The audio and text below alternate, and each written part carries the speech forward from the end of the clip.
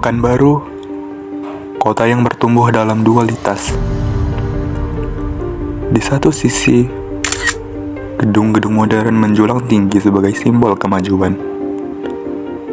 Di sisi lain, akar budaya Melayu masih tertanam dalam kehidupan masyarakatnya. Sebuah kota di mana masa lalu dan masa kini berdampingan, menciptakan identitas yang terus berevolusi. Generasi muda Pekanbaru hidup dalam dua realitas. Mereka adalah digital native yang terkoneksi dengan dunia global. Namun, juga pewaris tradisi lokal yang kaya. Mereka bergerak cepat mengikuti arus teknologi. Sementara warisan leluhur menunggu untuk dimaknai ulang dalam konteks kehidupan modern. Di tengah gempuran informasi dan teknologi, bagaimana generasi Z Kota Pekanbaru memandang hukum adat? Apakah kearifan tradisional masih menemukan tempatnya dalam pikiran mereka?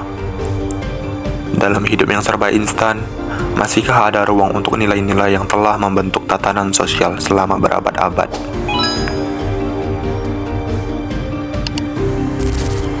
Penelitian ini berangkat dari keingintahuan tentang hubungan generasi muda dengan tradisi.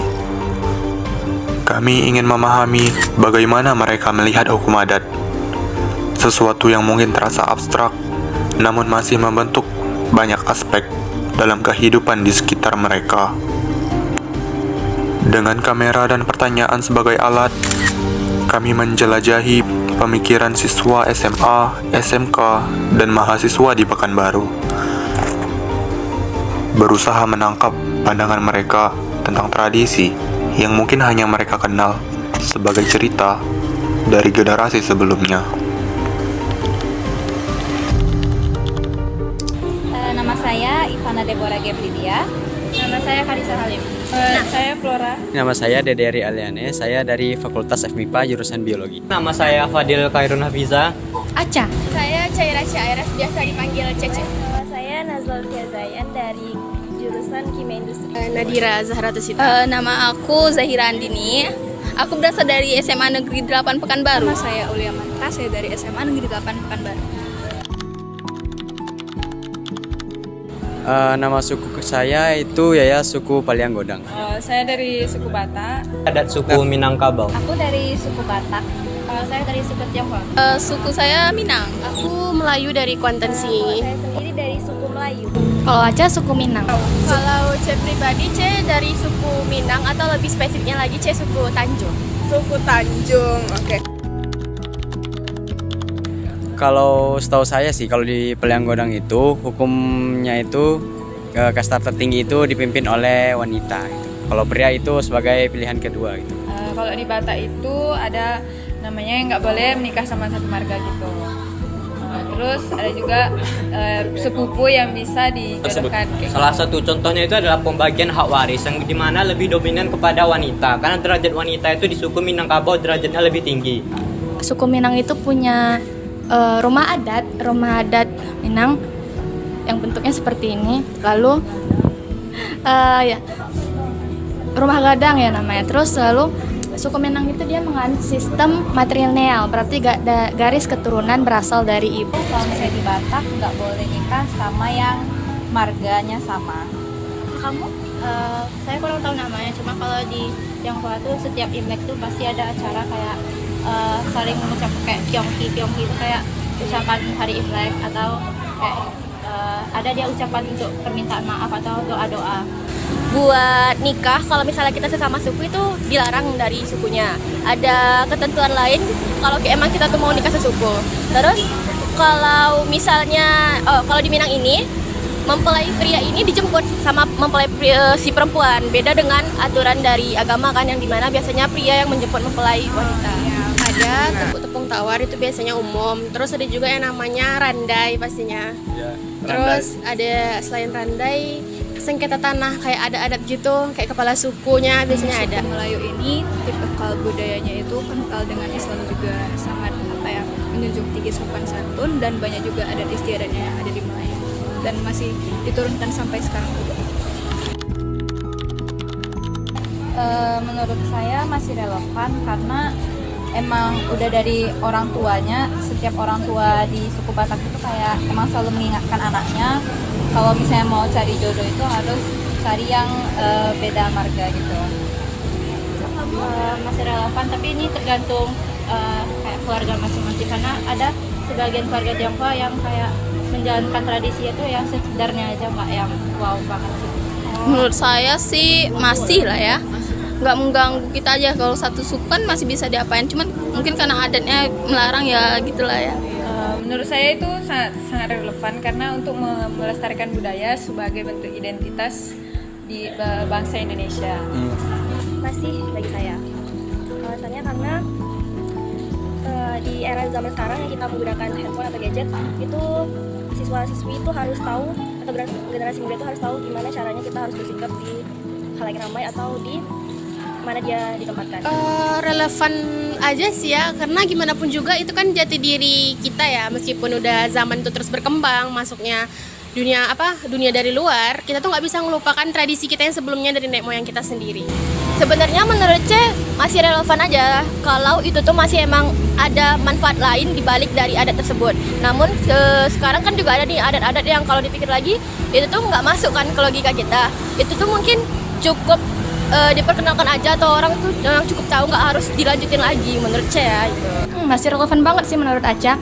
Soalnya suku Minang itu dia perantau di mana-mana bisa kita temukan orang Minang, dan praktek dari suku Minang itu pun sendiri masih dilaksanakan, mungkin dari pernikahannya atau perkawinannya atau hukum warisnya. Untuk zaman sekarang mungkin kurang ya, karena sudah ada umat-umat beragama, tentunya agama-agama yang masuk. Hukum tersebut dipakai pada zaman dulu yang dianut, yaitu dinamisme dan animisme.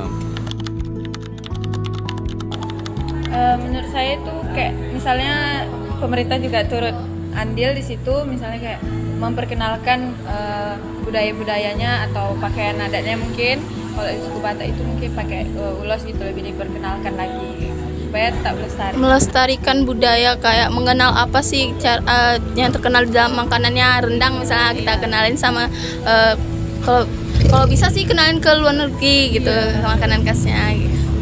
Iya, baju adatnya juga. Ya, benar. Kalau untuk penerapannya zaman sekarang ya tentunya kita harus menerapkan nilai-nilai tersebut di sekolah, mengajarkannya mulai dari sekolah dasar hingga ke jenjang SMA dan meneruskannya hingga ke perkuliahan. Dan tentunya ini harus dikenalkan dari sewaktu dini kepada anak-anak cucu kita agar hukum-hukum adat ini mereka tahu walaupun tidak diterapkan gitu dalam kehidupan sehari-hari.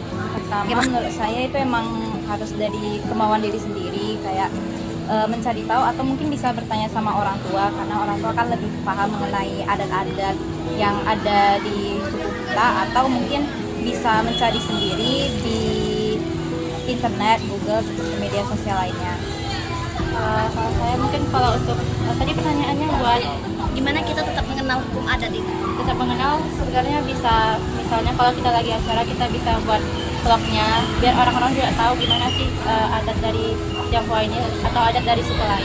Berarti kayak kita gunain teknologi lah ya. Karena mungkin targetnya khususnya juga anak-anak muda ya, yang banyak melihat teknologi di sosial media itu. Harusnya memang banyak oknum-oknum yang kayak akun-akun yang share tentang suku-suku yang ada di Indonesia juga, pengetahuannya juga. Jadi memang ada akun-akun yang nge-share tentang semua kekayaan yang ada di Indonesia, mulai dari suku, adat istiadat, bahasa, terus juga ada lagu dan masih banyak lainnya, dan itu tuh dikemas dengan cara yang menarik sehingga akhirnya nanti banyak yang membaca. Jangan malu untuk tetap melakukan praktik-praktik adat kita. Jadi walaupun nggak hanya Minang ya, untuk adat lainnya juga. Jangan malu menjadi orang Jawa, jangan malu menjadi orang Batak, jangan malu untuk menjadi orang Minang. Tetap lakukan dan praktekkan adat-adat yang kita punya dari lahir, karena itu merupakan warisan budaya Indonesia. Ya, Khususnya kan seperti kita tahu udah banyak banget edukasi zaman sekarang ya mengenai hal-hal, kalau misalnya hal-hal tabu gitu. Gimana kalau kita kembangin jadi ke tradisi kita deh yang lebih kita kenalin, karena masuknya di dunia luar itu juga mempengaruhi kali banget kan Kak. Jadi lebih baik kayak pemerintah atau kayak guru tuh memberikan edukasi kayak tentang adat kita adat kita di tempat kita tinggal. Jadi solusinya seorang pendidik tuh harus memberikan edukasi tentang hukum adat dan tradisi itu ya. Supaya nggak hilang gitu. Gimana pun anak zaman sekarang pasti pengaruh dunia luar itu sangat kuat. Menurut saya memang setiap budaya suku di Indonesia itu sangat wajib dilestarikan karena itu memang kewajiban kita sebagai warga negara Indonesia, dan itu tuh masih relevan di zaman kita sekarang karena memang seperti yang sudah saya bilang tadi, karena menurunkan adat istiadat itu kan merupakan sebuah kewajiban agar itu tuh tetap lestari sampai ke keturunan kita, karena itu juga yang tetap mempertahankan eksistensi dari kekayaan Indonesia juga. Sekarang ini kan udah ada yang namanya sosial media kan Kak, jadi kita tuh bisa aja nih ngenalin tentang suku kita atau budaya kita melalui sosial media, karena emang sosial media nih cakupannya luas Kak, bisa nggak cuma di dalam negeri tapi bisa sampai ke luar negeri.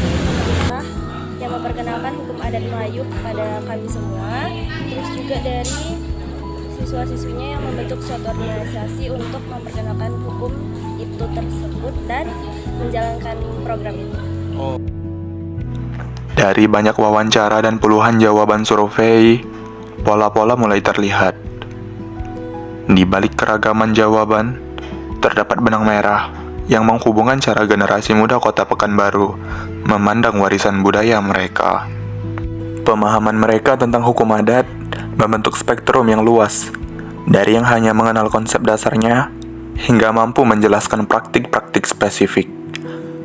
Menariknya, di tengah keterbatasan pengetahuan teknis, terdapat penghargaan yang mendalam terhadap nilai-nilai inti yang terkandung dalam tradisi. Generasi muda tampaknya melakukan seleksi, memilih aspek-aspek tradisi yang mereka anggap masih relevan. Penghormatan terhadap yang lebih tua, musyawarah untuk mencapai kesepakatan, dan harmoni sosial. Sementara itu, praktik yang dianggap kaku dan tidak sesuai dengan nilai-nilai kontemporer perlahan ditinggalkan. Penelitian ini mengungkap bahwa hukum adat bagi generasi muda bukanlah sesuatu yang statis.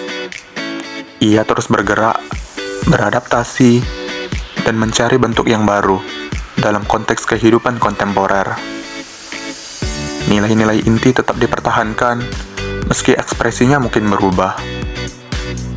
Dari suara-suara yang kami dengar, kami belajar bahwa tradisi yang bertahan adalah tradisi yang mampu berevolusi. Masa depan hukum adat tidak terletak pada kemampuannya untuk melawan perubahan, tetapi pada fleksibilitasnya untuk beradaptasi menemukan relevansi baru tanpa kehilangan esensinya. Seperti yang dikatakan salah satu mahasiswa kepada kami, tradisi bukanlah tentang mengawetkan abu, tetapi tentang menjaga api tetap menyala. Dalam detak digital generasi muda Kota Pekanbaru, irama tradisi masih terdengar. Mungkin dengan tempo yang berbeda, mungkin dengan nada yang berubah, namun tetap menjadi bagian dari identitas yang terus berkembang.